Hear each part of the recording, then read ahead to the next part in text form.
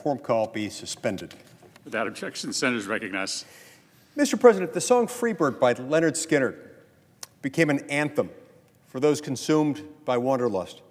The music speaks to freedom, the right to explore and experience the world, and a simple truth that we're all connected. However, on October 25th, 2021, the right to explore and experience the world was put on hold for many when the White House issued a proclamation suspending and limiting air travel by unvaccinated foreign travelers. This mandate levies a particularly heavy cost on state and local economies and American relationships.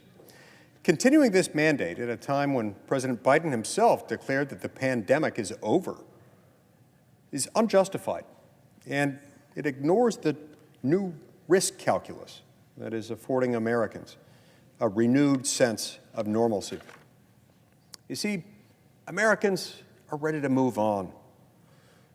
And in fact, in many instances, they are moving on, and yet many are kept from doing so because of this policy and others like it. Right now, foreign travelers, including family members, friends, business relationships, and even international sports stars, are being kept off U.S. soil due to this draconian vaccine mandate. Mr. President, there are too many places we've got to see, but if we stay here with this vaccine mandate, things just couldn't be the same.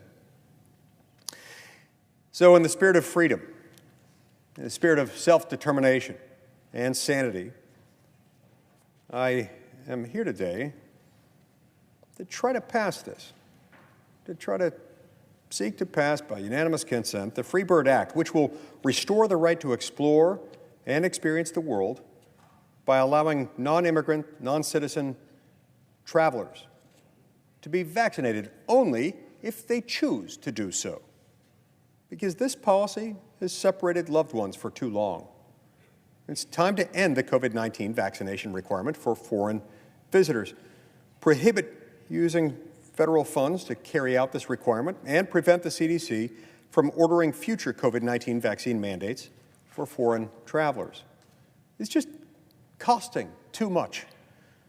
Now, in 2021 alone, Mr. President, Utah visitors spent nearly $11 billion visiting our great state, generating over 130,000 jobs and almost $2 billion in state and local tax revenue alone. A significant portion of that involves foreign travel. But international visitation rates are still lagging. By lifting this vaccine mandate, Utah and the United States stand to benefit from increased international travel. Our travel and tourism industry in the state of Utah dipped substantially after the pandemic hit us. It hit us hard.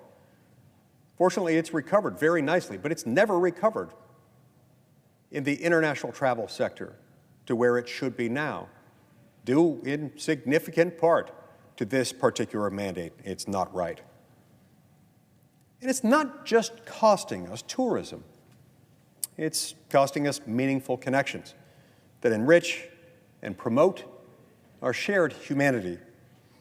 Right now, 22-time Grand Slam champion and top tennis competitor Novak Djokovic is missing the ongoing Miami Open due to the foreign traveler vaccine mandate, still in effect, regrettably, in the United States. He recently missed the Masters tournament in Indian Wells, California, for the same reason.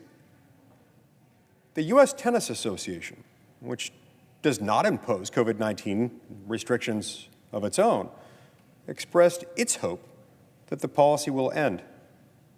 This is an excellent example of how the U.S. and Americans in general miss out on relationships, business, and recreational opportunities. The U.S. is missing the action while Djokovic continues to play in countries that have ended their vaccine mandates, including in Monaco, Bosnia, and France. It's affecting his standing in world tennis competition. Just as importantly, it's affecting American standing with the rest of the world.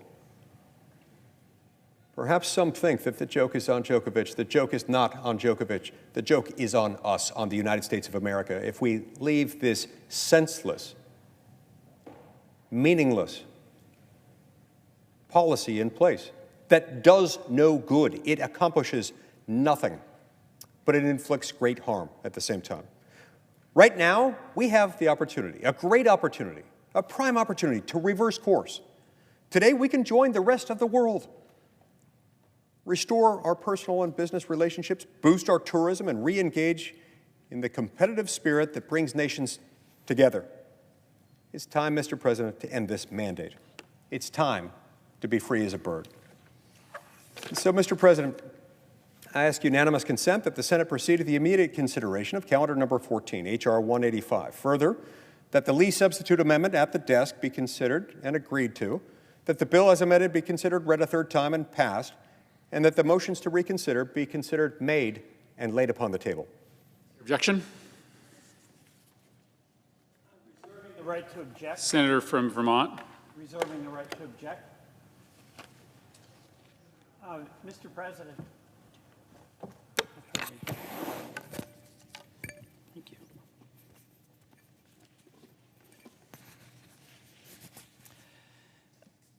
Mr. President, first of all, I'm largely sympathetic to the intent of this. I think all of us are exhausted by COVID. Fortunately, we're really coming out of it. It's been exhausting.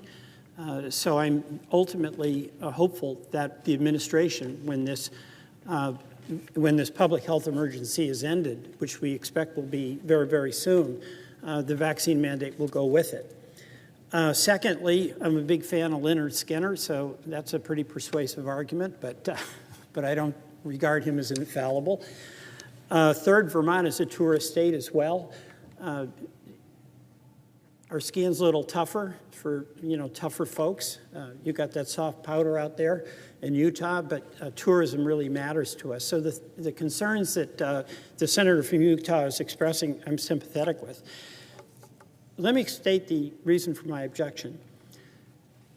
This public health emergency is going to end. The administration is actively, day in and day out, in the process of taking the steps that are going to unwind this.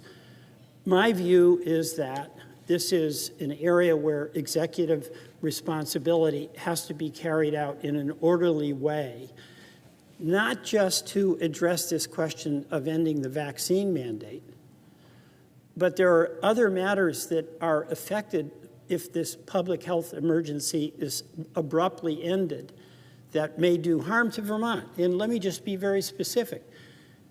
The telehealth provisions that were in legislation that allowed us to get access to health care should not end when the public health emergency ends. The necessity of trying to make some adjustment for premium assistance for folks who were able to get access to health care, and it's really made a difference for people in Vermont. I don't want them to just go off the cliff. So these are all separate and distinct issues. But if we have a process where each legislator picks out an area within the public health emergency that he or she believes should be taken out, you're taking away the capacity for an orderly transition from the public health emergency to the post-COVID non-public health emergency. So as sympathetic as I am to the points that the senator from Utah makes, including about the vaccine at this point, because of my concern about the collateral consequences of stripping the administration in effect of a capacity to have that orderly unwinding, I object. Madam President? The objection is heard. Senator from Utah. Madam President, I appreciate the thoughtful words from my friend and colleague, the senator from Vermont. Enjoy working with him on the Judiciary Committee and always appreciate his insights and the thoughtful, respectful manner in which he communicates his message. I do think it's significant to point out a couple of things in response to those arguments. I think it's unfortunate. We had an opportunity to end this today, and by ending it, we could open up travel and tourism in a way that we haven't been. We could join the ranks of civilized nations of the world who have seen what a barbaric piece of nonsense this sort of restriction is, and we could do it right now. Now, my friend and colleague from Vermont points out that it's important to remember that the public health emergency associated with the COVID-19 pandemic is set to come to an end. I assume he's referring to the May 11th deadline in which we're expecting for it to come to an end. I welcome that. Look forward to that coming to an end. It's right for it to come to an end. One must ask, however, why must we wait until then to bring it to an end? President Biden has now long acknowledged that the emergent nature of the pandemic is itself over, is itself past.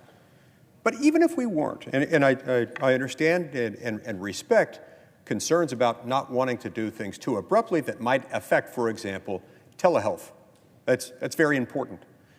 That's why it's very important for me to point out here there's absolutely nothing in this bill that would affect in any way the practice of telehealth. Not directly, not indirectly, nothing, there is zero language in this amendment that would in any way affect telehealth. Nor is there anything in here that would affect the other programs, any of them that he mentioned. Not one thing. This is laser focused on a single point of entry restriction on foreign visitors to the United States. That's it. Nothing else is affected by it. So if what we're saying is we can't end any of this before we end all of the public health emergency, that makes no sense. It also makes no sense because as far as we can tell, there is absolutely nothing about the international travel restriction attached to this particular mandate that is tied to the public health emergency for the COVID-19 pandemic. Nothing. They are not tied together. So there's no reason at all for us to not pass this today, right now, at this moment. Look, this is past the House of Representatives. We could make this law. We could make this law of the land by the end of the day today. The American people would be much better off for it. Who will be better off as a result of keeping it? It's a legitimate question to ask. Who benefits from this? I struggle to imagine who really benefits from it. Now, maybe one or two federal bureaucrats save face over it because they put it in place. Perhaps they've got some pride of authorship with it. They don't want it to end. Well, I hate to break it to them. They're not lawmakers. They don't have the job of making law. We do. So if this stays on the book, again, joke's on us. Joke's not on Djokovic, it's on us. So I really am trying to understand why we would want to wait until May 11th or any other date on which the federal pandemic emergency would come to an end. It makes no sense. To the degree that this involves an argument that I've heard time and time again when addressing COVID issues from several of our colleagues, that we've got to defer to the experts, defer to the science used by the experts in our federal executive branch agencies. I would ask this, do you mean the same experts who told us that this virus came from bats and told anyone who doubted the idea that it came from bats that they were horrible people aimed at genocide or something? Do you mean the same experts that told the American people they couldn't let their little kids go to school? Do you mean the same experts who told America that they had to mask their 2-year-olds, apparently unaware of the fact that 2-year-olds don't respond fairly well to that? It makes me wonder whether any of those people have ever raised or even been around an actual 2-year-old. Do you mean the same experts who told us that masks would make all the difference and that if you were masked, you would live, if you were unmasked, you would die? Do you mean the same experts who told us that if we got the vaccine, we would not get or be able to spread COVID-19? I can speak for personal experience. Having had COVID, then got vaccinated, then got it again, it didn't have that effect. And I know there are millions and millions of people like me who are in the same boat. Do you mean the same experts who continue to this day to insist that everyone else follow the restrictions imposed by those experts who are not elected by the American people, not accountable to anyone who is elected by the American people. Madam President, we've reached an epidemic in this country, an epidemic in which we've got government being run by experts. Experts are great. I'm glad we have access to them. They are not lawmakers. My copy of the Constitution, in the very first operative provision, the first article, the first section, the first clause of the Constitution, says all legislative powers herein granted shall be vested in a Congress of the United States, which shall consist of a Senate and a House of Representatives, making clear that if you want to make a federal law, you must go through Congress, not through an expert in some executive branch agency. Article 1, Section 7 then makes clear how that happens. You can make a federal law only if you pass something through the House and the same language through the Senate, and then present it to the President for signature, veto, or acquiescence. If you don't follow that formula, you don't have a federal law.